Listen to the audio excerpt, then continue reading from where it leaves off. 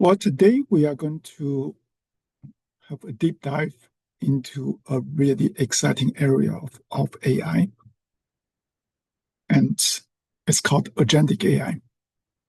You have probably all heard of tools like ChatGPT and Claude by Anthropic. These are large language models, and they are great at generating answers. But here we are moving beyond that. Agentic AI systems don't just talk, they do. They make actions, they take actions, they plan, they can figure out things step by step, and they can use tools like web search, Python code, or business databases access to get things done, or to pull information out of the right place. We will explore how these agentic AI systems work, how they are built, where they're used in the real world, including one super relevant example in human computer interaction and how you can build and use one yourself. So by the time we wrap up, you will know what makes an AI agent agentic, how it connects different parts like memory, tools, or logic, and what challenges are still unsolved. We're not just learning about how to use AI, we are learning how to build AI that act like a helpful assistant, a researcher, or even a decision maker. Now let's jump in. So what's agentic AI exactly? Let's break it down.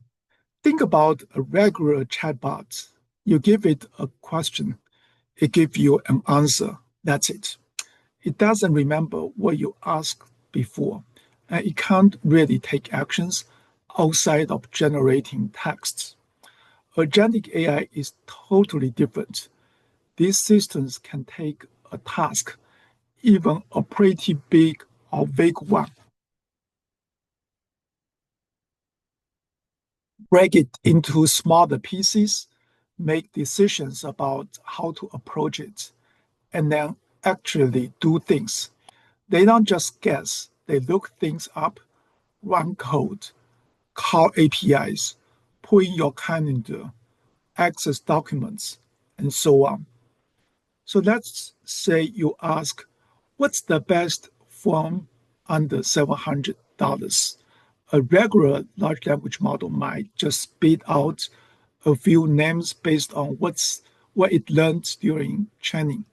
But an agent will actually look up live prices on Best Buy or Amazon, compare recent benchmarks and reviews, check what you care about.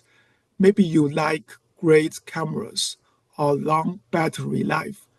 Then it will put together a side-by-side table of the best options tailored for you. So it's not just generating, it's planning, researching, and even reasoning.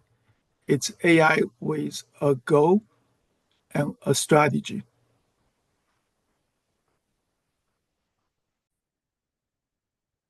Now let's look a little bit more technically at the difference between a large language model like GPT and an agent. When you use ChatGPT, it works in what we call a stateless way. You type something in, it thinks really hard, then give you a reply. But once you move on, that information is gone. Agents are built around large language models like GPT. They use them as the brain, but add arms, legs, memory, tools, and planning skills. That means an agent can handle multi-step tasks over time, use external data sources, remember what you said earlier, and even reflect on whether it made a mistake. So while GPT can summarize a text if you paste it in, an agent can go find a PDF online, extract the key sections, summarize those, translate them into another language, email them to your boss. That's the difference between answering and acting. Right? So that is the key difference between large language models and agentic AI. Large language models just answer, while agentic AI can act upon your direction and take actions. So, how do agents actually work under the hood? What are the building blocks? First, you got the planner, usually the large language model itself, that reads your request and figures out what the task is and how to approach it. Then you have the tool selector, something that figure out what tools the agent need to use. Maybe it needs to run code, access a database, do a web search, or even ask another agent. The system chooses the right tool. Next, there's the executor, which actually carries out the action. Like if the agent needs to make a plot of your grades, the executor will call Python and generates the graph. Then there's memory. This is huge. Short-term memory lets agents carry a conversation. Long-term memory stores your preference, past tasks, notes, even past mistakes, using something like a vector database so it can retrieve information later. Finally, there's the control loop, the thing that keeps track of how the task is going. It might say, that didn't work, let's try again, or I need more info from the user. This is where the agent becomes interactive and flexible.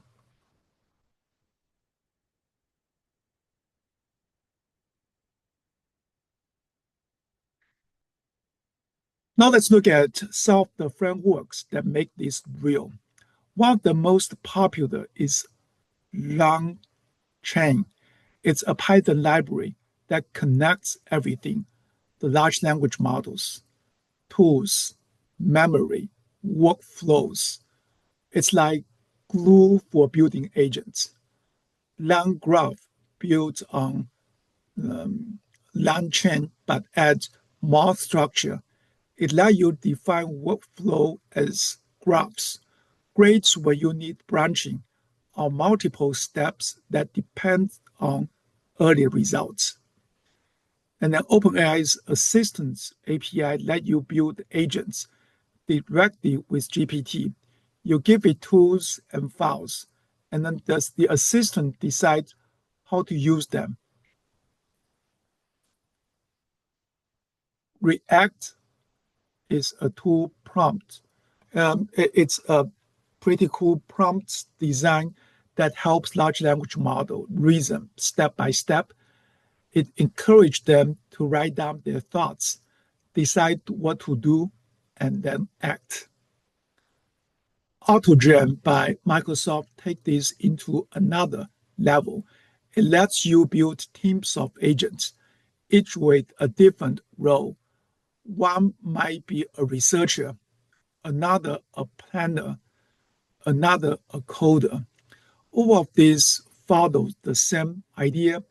The large language model is just part of the picture. What makes it an agent is everything else wrapped around it.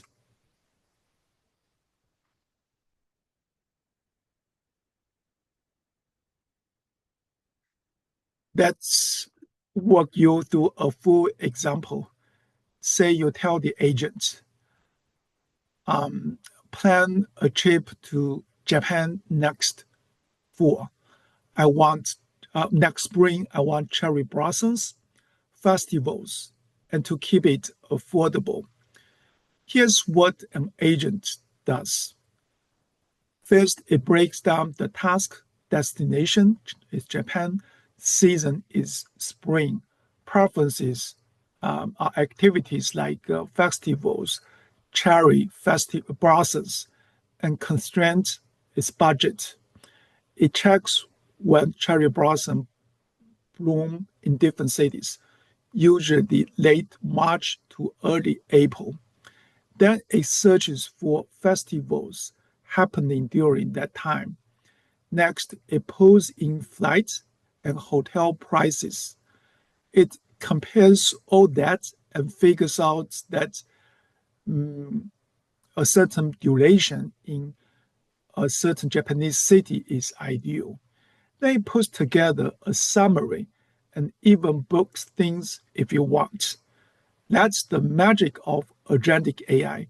It reasons, it fetches data, it makes decisions, and it can even loop back to you for input if needed.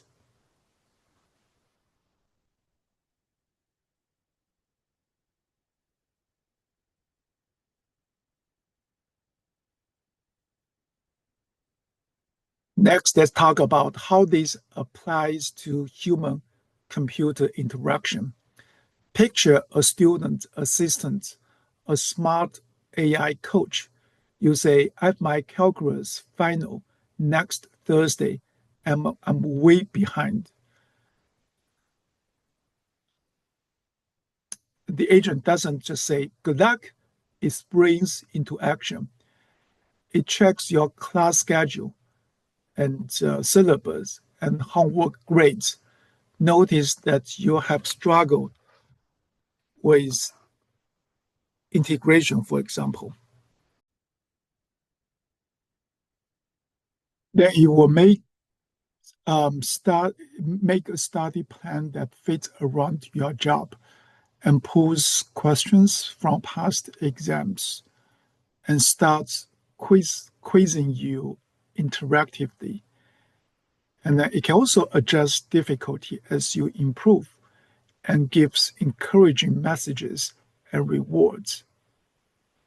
This is way more than a chatbot. This is an intelligence companion that cares about your outcome and takes steps to help. That's the future of AI-powered user experience. And it blurs line between intelligence interface and intelligent assistant.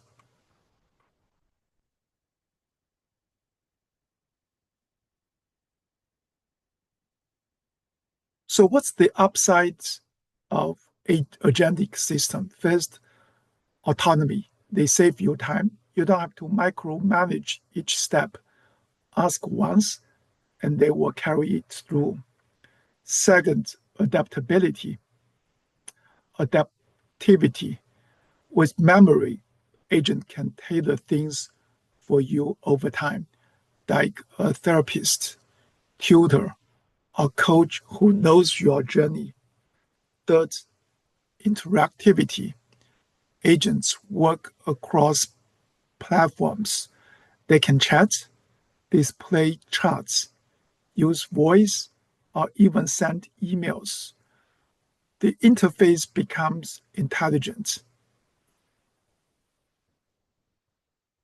Voice orchestration in enterprise settings. An agent can connect your customer relation management system, your emails, your data dashboard, and run workflows end to end. Finally, modularity. You can plug in new tools or swap them out. You are not locked in. It's like upgrading one part of the system without breaking the whole thing.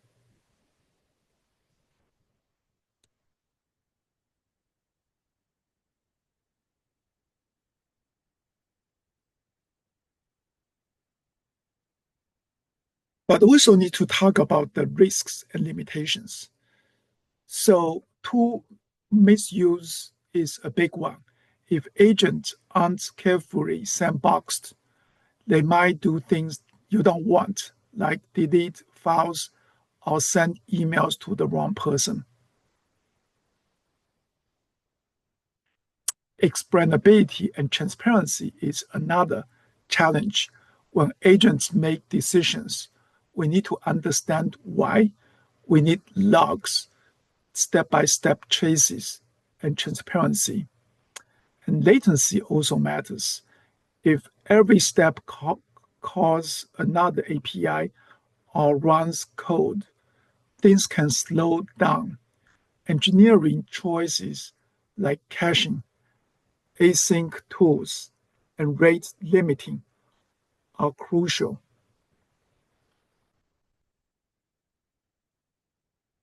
Security is vital. You don't want an agent to accidentally read private data or act on malicious instructions. And finally, large language model limitations. The core brain large language model still hallucinates. So agents need to verify facts, double-check math, and reason carefully, not just generate with confidence.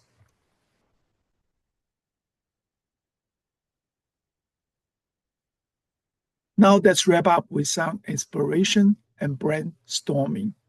Think about your fields. What could you automate with an agent? I'll provide a few examples. In education, maybe a TA agent that helps students stay on track. In healthcare, an agent that monitors symptoms and recommends actions. In business, an agent that prep reports, syncs with your calendar, and keeps your team updated. So there are also some demos we can look at, such as an agent that queries a database and plots the results, or assistant that talk to your calendar API and reschedule meetings, a, a land graph system with a researcher, analyst, and writer all talking to each other. The future of interaction isn't just about getting good answers. It's about AI systems that think, adapt, and act on your behalf. So I would strongly encourage all of you to be part of this journey to build something agentic that is that can be amazing.